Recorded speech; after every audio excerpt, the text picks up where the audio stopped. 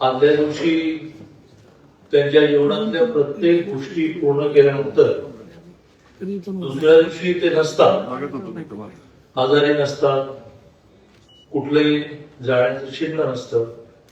कधी कधी माणूस जाण्याची काही चिन्ह दिसायला लागतात. असं कुठलंही जाण्याचं चिन्ह नसताना ज्यावेळेला अजितदादा जातात त्यावेळेला ते सत्य जरी असलं तरी न कळणारं सत्य असतं की असं कसं झालं. आणि त्यामुळे आपण सगळेच जण या धक्क्यातून बाहेर पडलो नाही. यात केवळ राष्ट्रवादीचे कार्यकर्ते, राष्ट्रवादीचे नेते इतकं मर्यादित नाही. तो प्रचंड प्रचंड मोठा वर्ग असा आहे की ज्यांना काही ना काही निमित्ताने जवळून भेट जरी झाली नसेल तरी त्यांच्याबद्दलच्या आठवणी त्यांच्याकडे आहे. मला आठवतं की 2006 साली मी भारतीय जनता पार्टीचा एक सामान्य कार्यकर्ता होतो, आमदार झालो होतो, मंत्री झालो होतो. आणि कोल्हापूरची जिला आपण सुवर्ण कन्या म्हणतो अशी तेजस्विनी सावंत तिने मेलबर्नला राष्ट्रकुलमध्ये 2 गोल्ड मेडल मिळवले. दादांची बहीण विजयाताई कोल्हापूरला असताना दादा बहिणीकडे आले होते.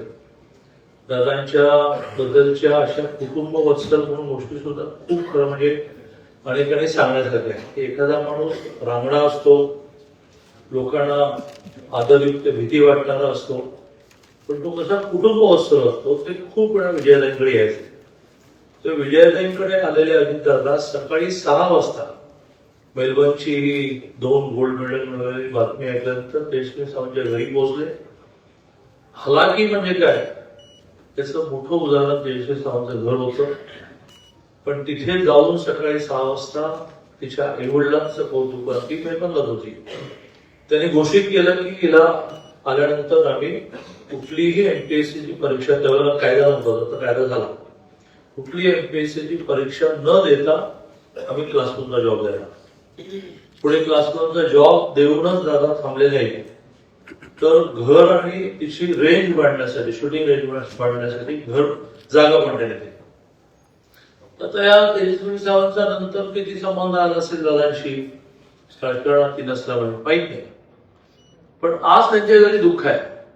अशी लाखो लाखो घरं आहेत की ज्यांना काही ना काही असं परिसर स्पर्श झाला. त्यामुळे दादांचं एक कणखर नेतृत्व, थोडं रांगडं नेतृत्व जसं लोकांसमोर येतं तसं ही दादांची संवेदनशीलता सुद्धा अनेकांना अनुभवायला मिळाली.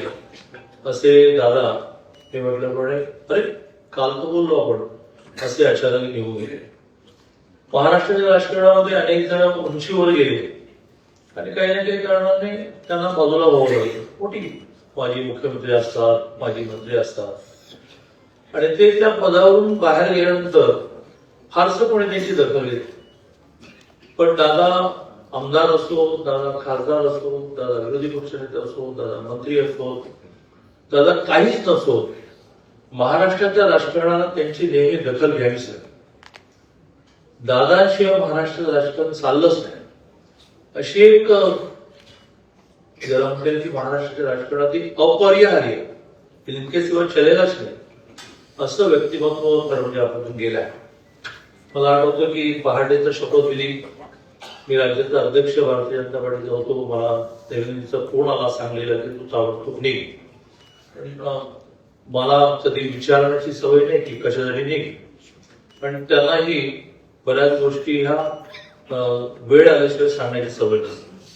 मी पोचलो राजभवनला आणि धडाधड दादांच्या वहिनी मुलं अशा सगळ्या गाड्या पोचल्या आणि मग लक्षात आलं की दादा शपथ घेणार.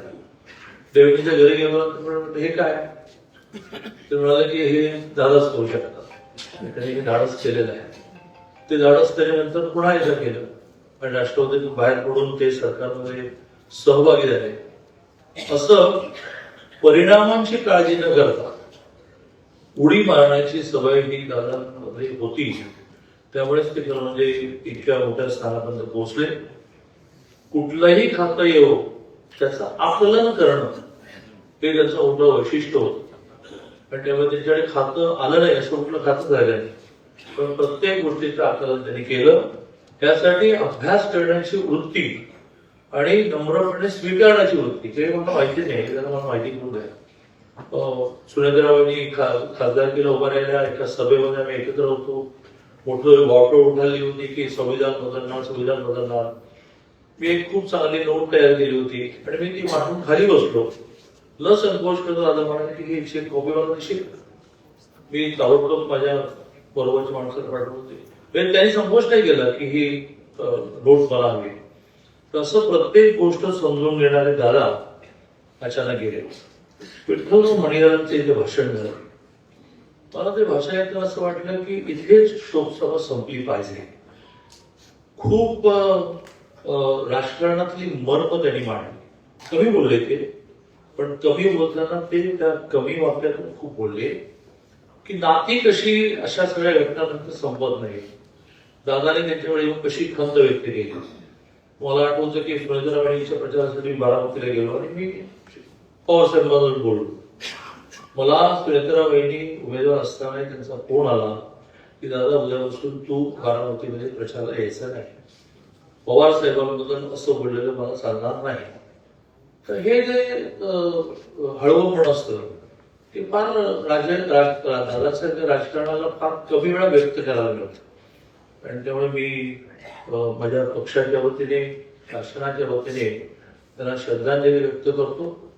आणि आपल्यापैकी अनेकांच्या मनामध्ये ही भावना आहे की त्यांच्या कुटुंबाच्या मागे आपण भक्कमपणे उभं राहिलं पाहिजे. आणि त्यांनी केलेलं कार्य अचानक गेल्यामुळे अपूर्ण राहिलं आहे ते त्यांच्या कुटुंबाला पूर्ण करताना आपण सगळ्यांनी मदत केली पाहिजे.